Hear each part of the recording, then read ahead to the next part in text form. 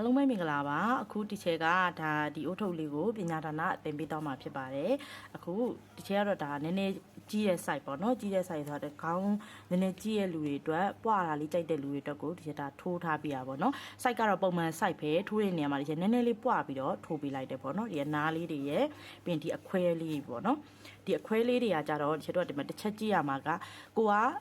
စပြီးတော့ကိုကစပြီးတော့ထိုးတော့မယ်ဆိုရင်ချက်တို့ round ကို1 2 3 4 5 6 9ဒီချက်တော့ပုံမှန် site တိုင်း round ကို7ပဲယူလိုက်တယ်เนาะယူလိုက်တယ်တကယ်လို့ကိုက round 10ပဲယူတယ်ဆိုရင်ဒီ1 2 3 4 5 6ခုထိပဲယူတယ်ဆိုရင်ကျတို့ဒီဒီ design ပေါ့เนาะ design စပြီးတော့ထိုးတဲ့နေရာမှာကျတို့4 line ယူရမယ်เนาะ4 line ထိုးရမယ်ထိုးပြီးမှဒီလိုအခွဲလေးလောက်ရမယ်เนาะဒီလိုခွဲလေးလောက်ရမယ်တကယ်လို့ကိုက round 9ခုထိယူခဲ့တယ်ဆိုရင်တော့ဒီမှာ3ခုပဲကျတို့3ခုထိပဲထိုးမယ်ထိုးပြီးဆိုခွဲလို့ရပြီเนาะအဲ့ဒါလေးတစ်ချက်ပထမဆုံးအနေနဲ့ပြောချင်တယ်ဒါဆိုရင်ကျတို့ကဒီလိုပုံစံလေးဒါပုံမှန် site လေးပဲပုံမှန်ဒီထိုးနီးပုံစံလေးပဲရိုးရိုးရှင်းရှင်းလေးပဲတစ်ချက်ပြပေးသွားမယ်ပြီးတော့ဒီအနာလေးတွေကိုတခြားလေးပြပေးမယ်ပြီးရင်နောက်တစ်ခုကအဖျားလေးတွေမှာတက်တက်ရက်လေးပြောက်ရက်အလုံးလေးထည့်ပေးထားတယ်เนาะဒါလေးပါထည့်ပြီးတင်ပေးသွားပါမယ်ဒါဆိုရင်ကျတို့စလိုက်ရအောင်အဓိကကတော့ပတ်တန်တွေကဒီအိုးထုတ်ပတ်တန်တွေကဒါ line ပေါ်မှာလည်းအများကြီးတင်နေကြရပါတော့တယောက်နဲ့တယောက်ကတော့မတူဘူးပုံစံလေးတွေနည်းနည်းလေး꿰ကြတယ်အခုဒီချက်ကကြတော့ဒီမှာပတ်တန်ကိုကတကယ်လို့ဒီပတ်တန်ကိုကြည့်တတ်တယ်ဆိုရင်ဒီပတ်တန်အတိုင်းထိုး6တန်းဖြစ်ဖြစ်9တန်းဖြစ်ဖြစ်ဒီပုံစံအတိုင်းကို9တန်းထိထိုးထားပါတော့ဒီမှာတူတူပဲဒီပတ်တန်ကိုပဲကြည့်ပြီးထိုးတတ်တယ်လို့ချက်စာလေးတင်ထားပေးတယ်ဒီလိုအခုဒီတိုင်ရှည်တိုင်မွားပေါ့နော်တိုင်ရှည်တိုင်မွားကိုကအရင်ဆုံးမချစ်ကွင်းကို12တိုင်နဲ့စမယ်ပြီးရင်တိုင်ရှည်တိုင်မွားအဲ့ဒီအပေါက်မှာပဲတိုင်ရှည်တိုင်မွားပြန်ထိုးတဲ့အခါကျရင်ကျတော့24တိုင်ရမယ်ပြီးရင်တိုင်ရှည်တိုင်ပြီးတော့တိုင်မွားတိုင်ဆိုပြီးမှကျတို့ပတ်လဲသွားမယ်တချို့ကြတော့ဒီ 2DC နေရာမှာဘယ်လိုလုပ်လဲဆိုတော့ 1DC ထိုးပြီးတိုင်မွားထိုးတယ်တိုင်မွားထိုးပြီးပြီဆိုရင်DC ပေါ့နော်တိုင်ရှည်ပြန်ထိုးတယ်အဲ့လိုမျိုးလေးတွေထိုးရင်လည်းရတယ်ဒါပုံမှန်တိုင်းနားလဲလွယ်အောင်လို့တစ်ချက်ဒီတိုင်းလေးပဲတင်ပြီးသွားမယ်ဟုတ်ပြီနော်ခြီကတော့ဒီကျတို့3လုံးဆောင်ထားရမယ်တချို့ခြီပင်ပူးပြီးတော့ထိုးတယ်ဆိုရင်တော့ထူထူလေးနဲ့ပို့ပြီးတော့တိတ်တိတ်လေးဖြစ်တာပေါ့နော်ဒီကျတော့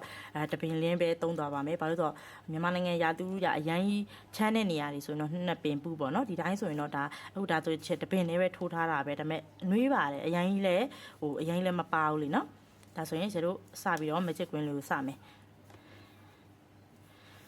ကျတော့အကတော့ဒီမှာ3.5နဲ့ပဲဒီထိုးပြပေးမယ်နော်အရင်ဆုံး magic queen လေးကိုအရင်ဆုံးစပြီးတော့ထိုးလိုက်မယ်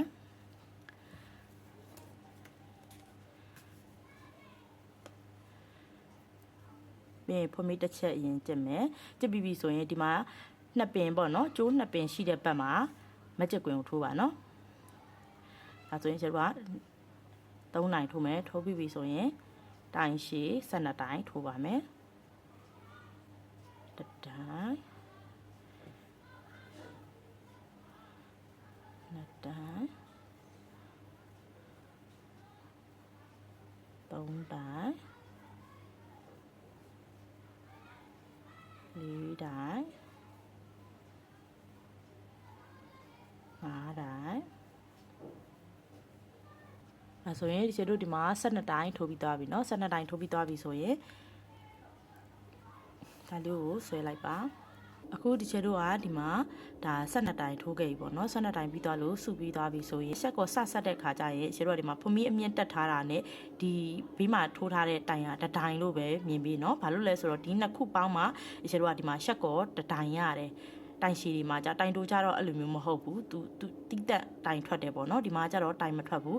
ဖမီးအမြင့်တက်ထားတာနဲ့ကျတို့ဘေးမှာထိုးထားတဲ့တိုင်ရှည်နေရတတိုင်တခုအဲ့လိုမျိုးတွဲမှတ်မယ်เนาะဘာလို့ဆိုတော့ဒီဘက်မှာသွားပြီးတော့ရှက်ကောသွားထိုးလို့မရအောင်ဒီမှာနှစ်ခုပေါင်းမှရေတော့ရှက်ကောဒီလိုချိတ်လို့ရမယ်အဲ့ဒါမှအမှန်ပဲเนาะဒါဆိုရင်ရေတော့ဒီမှာရှက်ကောချိတ်မယ်ရှက်ကောချိတ်ပြီးတော့တိုင်ရှည်ထိုးဖို့အတွက်ဖုံမီ3ချက်တက်မယ်ဖုံမီ3ချက်တက်ပြီဆိုအဲ့ဒီအောက်အပေါက်မှာပဲရေတော့တတိုင်ကိုရေတော့နှစ်တိုင်ပြန်ပွားခဲ့ရမှာဖြစ်တဲ့အတွက်24တိုင်ရမယ်เนาะဒါဆိုဒီဖုံမီအမြင့်တက်ထားတာကိုထည့်မတွက်ပါနဲ့ဒီမှာရေတော့2တိုင်ဆက်ပြီးတော့ထိုးပါမယ်တတိုင်နှစ်တိုင်နောက်ထပ်ဒီမှာလဲ တစ်တိုင်းအဲ့ဒါကိုပတ်ပတ်လေတစ်ပေါက်ကိုနှစ်တိုင်းစီပွားသွားပါမယ်နော်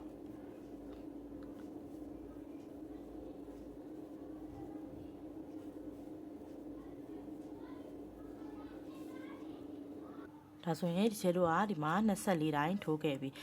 24တိုင်းထိုးပြီးတဲ့ခါကျရင်ချေတို့ရှက်ကောချိန်မယ်ရှက်ကောချိန်တဲ့ခါကျရင်ဒီမှာတိုင်ရှည်နဲ့ဒီဖုံမီအမြင့်တက်ထားတဲ့အပေါ်ကဖုံမီလေးကိုပဲချေတို့ရှက်ကောနဲ့ချိန်သွားပါမယ်နော်ဒါဆိုရင်ချေတို့ကနောက်တစ်ဆင့်တက်ဖို့အတွက်ဖုံမီ3ချက်ကျက်ပါကျစ်ပြီးပြီဆိုရင်ချေတို့ကစပြီးတော့ထိုးမယ်တချို့တွေဆိုရင်2DCကိုမထိုးပဲနဲ့ DC တစ်ခါထိုးတယ်တိုင်မွားတစ်ခါထိုးတယ်ပြီးရင် DC ပေါ့နော်တိုင်ရှည်တစ်ခါပြန်ထိုးတယ်အဲ့လိုပုံစံမျိုးကျတို့ပြန်ထိုးတယ်ပေါ့နော်အထက်ပြန်ထိုးပြီးပြီဆိုမှအဆုံးရောက်တဲ့ခါကျရင်လည်းဒီပုံစံမျိုးမဟုတ်ဘဲနဲ့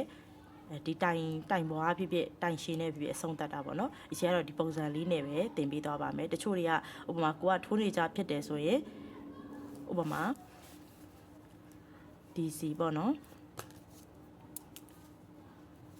DC INC DC ဆိုပြီးမှသွားလို့ရတယ်เนาะဒါကတော့ round ဒါတစ်ချက်ပြပေးနေတာက round 4ပါเนาะဥပမာပြောပြတာเนาะ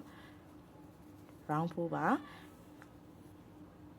round 3ကတော့ဒီပုံစံတိုင်းသွားလို့ရတယ်ကိုကဥပမာ round 4ရောက်လို့ထိုးတချို့တွေကရှိတယ်ဒီလိုပုံစံမျိုးထိုးနေကြလို့ဒီလိုပုံစံလေးပဲထိုးပါเนาะအဓိကတိုင်ရည်အတွက်မှန်မှုနဲ့ round မှန်မှုပါပဲဒါဆိုရင်ဒီတို့ကစပြီးတော့စပြီးထိုးမယ်ကျတော့ဒီမှာတိုင်ရှည်တစ်တိုင်းထိုးမယ်ပြီးရင်တိုင်မွားတစ်ခါထိုးမယ်เนาะဒါဆိုရင်ဒီအတွက်တစ်တိုင်းပြီးသွားပြီဆိုရင်ရှင်းဆုံးကျတော့မှတ်ကြိတ်လေးမှတ်မယ်เนาะမှတ်ကြိတ်လေးဆိုရင်ဒီနေရာလေးမှာစပြီးတော့မှတ်ရပါတယ်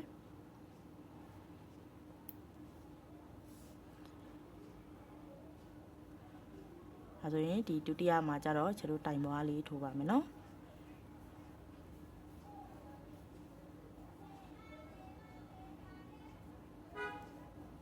ပြီးရင်တိုင်ရှည်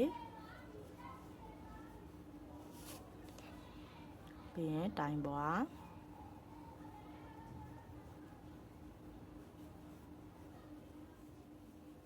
ပြီးရင်တိုင်ရှည်နဲ့ပတ်ပတ်လည်းထိုးသွားပါမယ်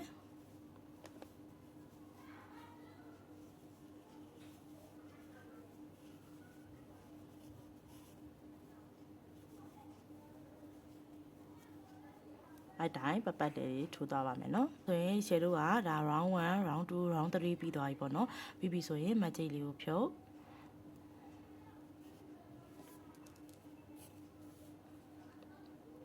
ရှက်ကောလေးကိုပြန်ပြီးတော့ချိန်ပါမယ်ပြီးရင်3ချက်တက်ပြီးတော့ရှယ်တို့ကဒီမှာဒါဆိုရင်စပြီးတော့round 4ရောက်သွားပြီ round 4ရောက်သွားပြီဆိုရင်ကျတို့တိုင်ရှည်နှစ်တိုင်ထိုးမယ်တိုင်မွားတစ်ခါထိုးမယ်တိုင်ရှည်နှစ်တိုင်ထိုးမယ်တိုင်မွားတစ်ခါထိုးမယ်ကိုပတ်ပတ်လေးအစုံတီထိုးသွားမယ်เนาะဒါဆိုအခြေခံနေလဲရှိပြီးသားဖြစ်တဲ့လူတွေဖြစ်တဲ့အတွက်ဒီချက်ကဒီ round 7 ထိကိုဒီချက်ထိုးသွားပါမယ်အားလုံးလည်းလိုက်ထိုးကြမယ်เนาะ